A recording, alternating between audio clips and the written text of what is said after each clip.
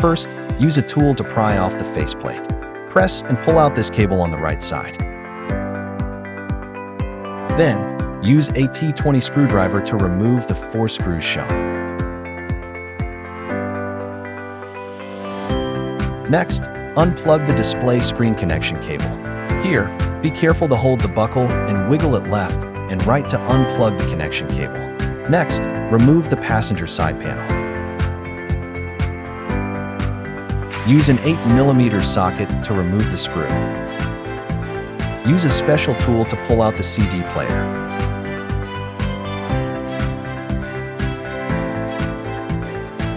Unplug all the plugs behind the CD player.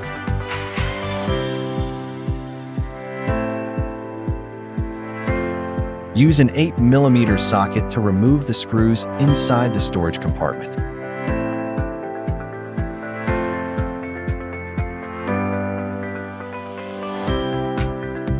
Then, use an 8mm socket to remove the screws at the bottom of the storage compartment.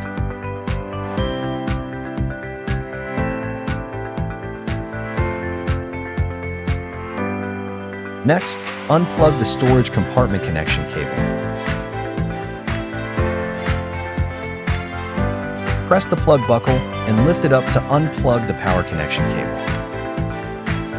Connect the power cable to the adapter cable.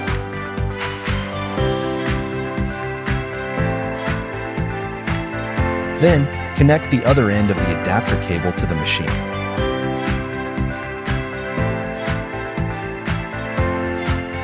Pass the main power harness from the main unit compartment into the radio compartment.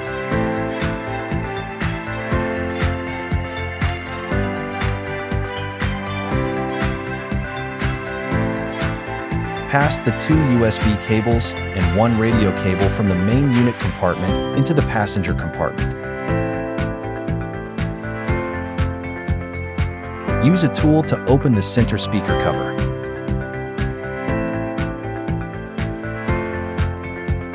Unscrew the 2 fixing screws and unplug the speaker connection cable.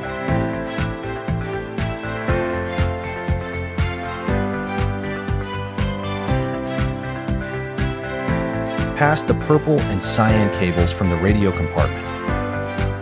Then, connect the cyan cable to the original car cable and the purple cable to the speaker.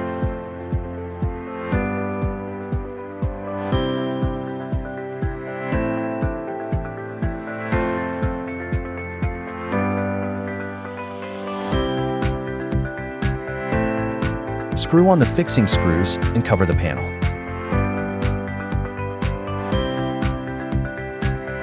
Find this cable and pass it from the main unit compartment into the passenger compartment. Find this cable and connect it to the cable that was just passed through.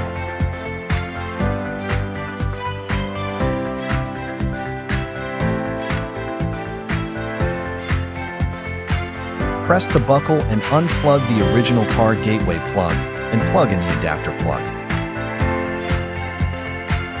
Plug the other end of the adapter cable back into the original car gateway plug. Attach the GPS signal receiver and 4G antenna to the car.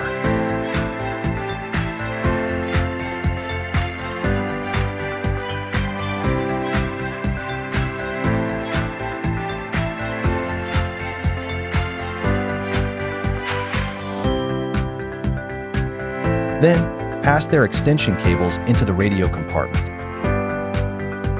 Leave the USB cables outside. Pass the radio cable from the hole into the storage compartment. Then, connect the radio adapter cable. Plug the other end into the side radio port. Put the CD main unit cables into the storage compartment. Plug in the storage compartment interface. Cover the panel and use an 8mm socket to screw on the screws. Cover the side panel.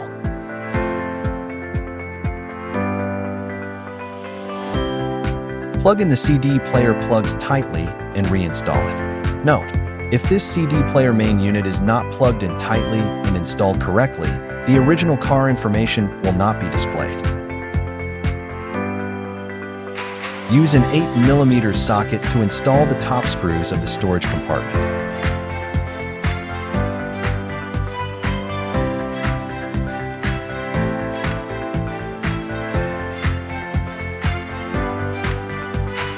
Use an 8mm socket to install the bottom screws of the storage compartment.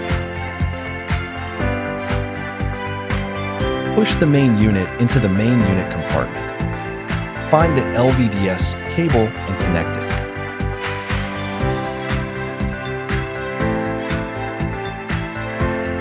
Pass the 5 cables in the video out of the iron cover plate. Pass the power interface from the right and the other cables from the left. Screw on the 4 fixing screws. Note the direction of the iron cover plate, the protruding side facing outwards and the double holes facing upwards. Take out the decorative cover plate and connect the hazard light connection cable. Connect the other end to the original car's hazard light interface, if your car has an original car hazard light. If there is no original car hazard light, you do not need to connect it. Pass the required cables out of the panel window.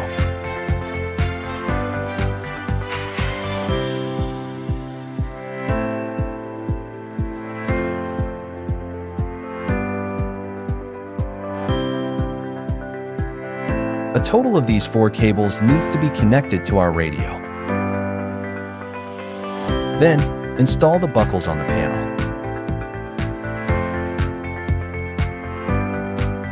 Connect the 4G and GPS cables to the radio. The interfaces on the machine are labeled. Be careful not to connect them incorrectly. Connect the power cable and LVDS cable to the machine.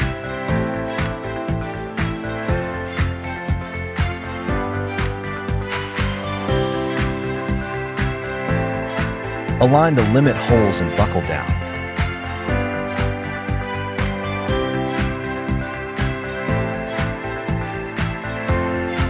Go to the top of the radio, open the 2 fixing screw holes, install the fixing screws, and close the screw holes. We hope this video helps. Please like, comment, and subscribe.